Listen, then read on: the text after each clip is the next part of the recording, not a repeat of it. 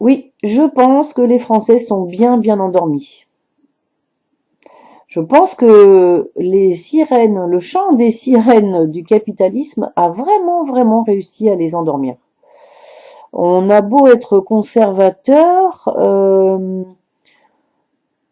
de ne pas voir que tout ce genre de dirigeants nous en prune, c'est un peu bizarre, quoi. Il y a de la bêtise, il y a de la peur sûrement derrière ce genre de vote. Mais il y a surtout, je pense, de l'envie, quoi. C'est-à-dire des gens qui se disent oui, c'est bien pour moi ça, l'enrichissement, le rêve américain, c'est ce que je veux faire de ma vie. Sauver la planète, non, pas forcément.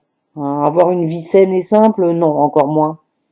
Moins consommer, oula, non mais ça va pas. Justement, c'est ça le plaisir, quoi. Pourquoi on ferait pas nous comme à la cour, hein? Pourquoi on serait pas là aussi nous avec nos petits privilèges? En fait, c'est ça, quoi. Au lieu de combattre les privilèges, on est là à les envier et à élire des gens qui vont continuer.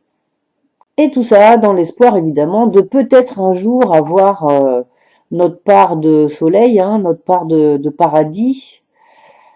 Euh, ouais.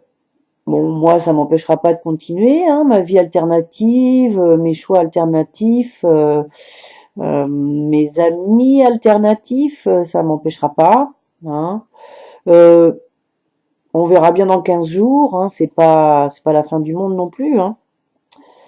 L'apocalypse, de toute façon, ça veut dire révélation, ça veut pas dire destruction, hein. Donc, si un jour arrive l'apocalypse, au moins on saura ce qui se passait, hein, finalement, c'est ça. En fait, c'est ça, je crois que effectivement, il faut pas baisser les bras, il faut pas s'attrister, il faut continuer à donner l'exemple euh, et à proposer des choses alternatives et à prendre la parole et à prendre des initiatives, tout, il faut vraiment ne rien lâcher. Parce que bon, voilà, on sait bien que les gros industriels détiennent les médias. Les médias organisent en fait des pages de reportages et de divertissement pour préparer le cerveau humain à la pub qui va suivre. Hein, ça c'est prouvé. Hein, c'est vraiment, c'est pas un scoop. Hein, c'est vraiment euh, préparer le cerveau de telle manière qu'il soit à même, encore plus à même, de gober toutes les informations qu'on veut lui faire gober. En publicité, c'est-à-dire en réclame pour acheter des choses, ou en information pour euh, croire des choses.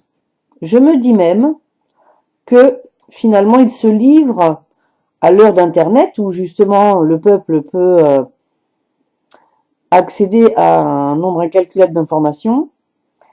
Les grands médias se livrent à une guerre de l'information pour pouvoir vraiment manipuler l'opinion publique. Déjà, c'était systématique. On pouvait dire que c'était systématique dans certains médias euh, bien repérés, bien étiquetés près des grands partis. Mais là, je pense que c'est tous.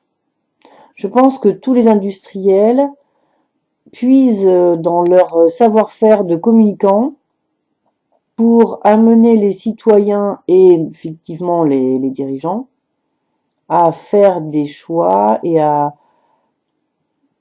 penser d'une certaine manière, tout simplement. Et cette manière de penser et d'agir, c'est d'abord pour faire perdurer le capitalisme et enrichir encore plus les actionnaires, hein, parce que c'est bien connu, le capitalisme sert à ça, à fabriquer des sous pour que les actionnaires puissent en amasser le plus possible. C'est certainement pas pour sauver les citoyens, c'est certainement pas pour sauver la planète. Mais bon, voilà quoi.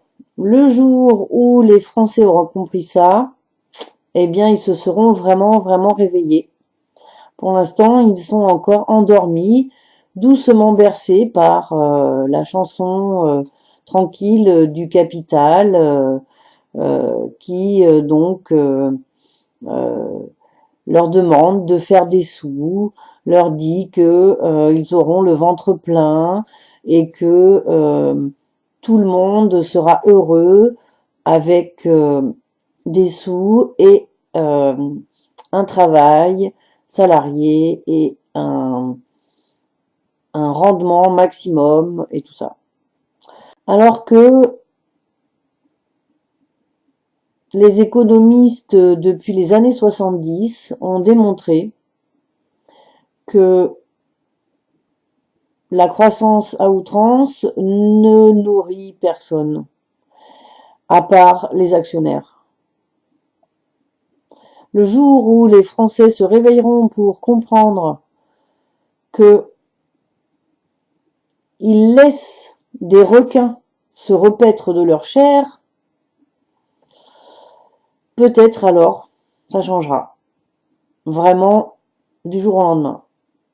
Enfin, ça changera en profondeur.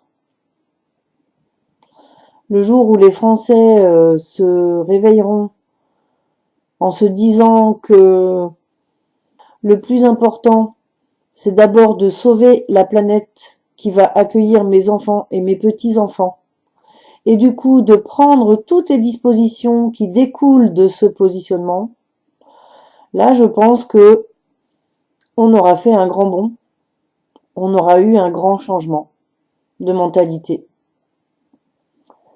Le jour où les gens se réveilleront et se diront la planète et tous les êtres vivants et les humains d'abord, avant l'argent, l'avoir, la possession, le matériel, alors je pense que oui, on pourra se dire, on peut se reposer un petit peu, on peut se laisser porter. Sinon, non. C'est ça le vrai travail finalement. C'est ce que je fais sur l'océan de la vie. Est-ce que je me laisse porter? Ou est-ce que j'agis vraiment? Et pour qui? Pour mon propre compte? Pour mon propre yacht? En écrasant les autres et en leur laissant qu'une coquille de noix? Ou est-ce que j'agis pour le bien commun? Je crée des ponts, des passerelles entre différentes îles. Je permets aux gens de s'arrêter tranquillement dans un havre de paix. C'est une jolie métaphore finalement, l'océan de la vie. Moi, le capitaine de mon bateau, qu'est-ce que j'en fais? Est-ce que je mets en pilote automatique et je fais ronron toute la journée en étant bercé sur les vagues du succès, du capitalisme? Ou est-ce que, voilà, j'ai un côté un peu militant, un peu acteur de la vie pour le bien commun?